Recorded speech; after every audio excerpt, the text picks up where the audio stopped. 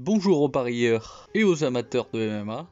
Pour votre bien, je vous conseille de garder en mémoire la Fight Night Fiorot contre Blanchfield, parce que c'est l'exemple parfait de tous les malheurs qui guettent le parieur. Les erreurs tragiques, l'incompétence des arbitres comme des juges, les règles stupides qui permettent à certains de tricher en toute légalité. Bref, vous l'avez compris, la liste des choses qui peuvent mal tourner, elle est sans fin. Alors, j'espère que cet exemple, il vous aidera à vous retenir de mettre trop d'argent et vous permettra de rester dans le loisir sans tomber dans l'addiction. Autre remarque en préambule, j'ai le grand malheur de devoir vous annoncer que les extraits de combat c'est définitivement foutu. Je vais être obligé de mettre uniquement des captures d'écran, des images fixes, parce que je viens de me faire striker une deuxième fois. C'est mon deuxième avertissement, au troisième c'est finito pour moi. Donc bon, à partir de maintenant, vous allez devoir supporter les captures d'écran, les images fixes, plus d'extraits de vidéos à partir de maintenant, malheureusement. Pour ceux qui regardent les vidéos et ne font pas que les écouter, vous aurez remarqué que j'essaye maintenant de surligner ce que les combattants font bien ou mal dans telle ou telle image, pour essayer un peu de pallier le handicap de ne plus avoir de vidéos. Bref, je préférais vous tenir au courant de cette évolution. Et sur ce, passons à l'analyse du combat.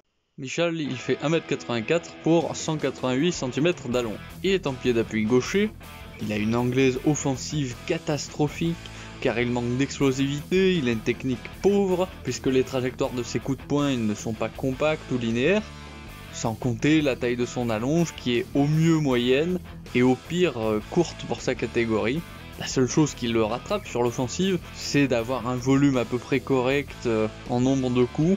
D'ailleurs, il devra faire tout ce qu'il peut pour garder le combat à mi et courte distance, et pour y parvenir, il devra couper l'octogone. Malheureusement pour lui, il n'a pas montré de grandes compétences dans ce domaine jusque-là. En anglaise défensive, c'est moyen, mais légèrement mieux qu'en anglaise offensive. Sa garde est correcte, son jeu de jambes et ses esquives sont passables. Globalement, c'est surtout sa ténacité qui lui permet de tenir dans les combats. Dehors de ça, il n'a vraiment pas grand chose. Son grappling, pas beaucoup mieux, c'est très moyen, puisqu'il a quand même 4 défaites par soumission sur ses 5 défaites à l'UFC. Et malgré l'inconstance de Kevin au sol, il n'a pas tant intérêt que ça à tenter d'aller au sol, à part pour temporiser les échanges debout. Hollande, il fait 1m91 pour 206 cm d'allonge. Il est en pied d'appui droitier.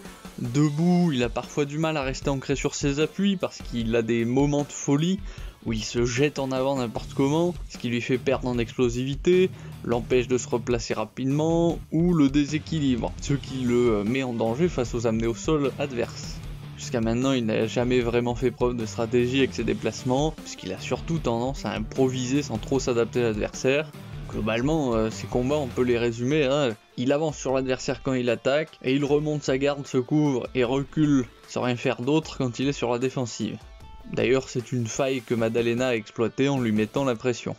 Il est plus à l'aise dans un combat au centre de l'octogone. Or, vu que Michal n'a pas de déplacement exceptionnel et une allonge bien plus courte que Hollande, ce dernier, il devrait réussir à le maintenir durablement dans un combat à longue distance et au centre de l'octogone. En grappling, l'agressivité de ses tentatives de soumission, qu'il commence parfois dans des positions pas nécessairement adaptées, et inversement, grâce à sa défense au sol, il ne devrait pas perdre par soumission. C'est un combat qui n'est pas très intéressant, puisque la pauvreté technique de l'un comme de l'autre, elle aura pour conséquence que ce sera celui qui a les caractéristiques physiques les plus avantageuses qui l'emportera. Debout, Hollande il dominera tant par son allonge que par son explosivité, et à force de dominer les échanges, soit il mettra Michal KO au premier ou au deuxième, soit ça le forcera à tenter plusieurs amenés au sol désespérés, qui manqueront de propreté, et ça permettra à Hollande de soumettre Michal dans le deuxième ou le troisième.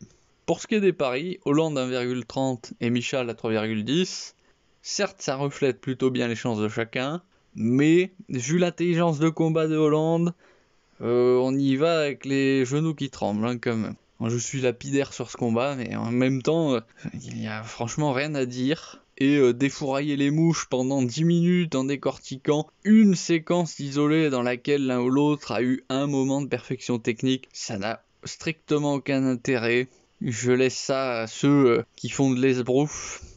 Enfin, pour meubler un peu tout ça, là je vais aussi faire des plans sur la comète, sur leur avenir. Michal il est là parce que ça va être un combat de reprise pour Hollande, pour éviter qu'il ait que du rouge dans son palmarès. Et Michal il va prendre des séries de défaites dans le top 15 et il devrait sortir assez vite de l'UFC. Quant à Hollande, il stagnera dans le top 15. Et ce sera tout. Comme d'habitude, étant pris en otage par l'algorithme, je suis obligé de vous dire, mettez un pouce bleu, abonnez-vous, activez la cloche des notifications. C'est dans le contrat tacite, hein, ça. Mais par contre, je serai bien content de connaître votre avis sur ce combat. Et je vous dis à la prochaine.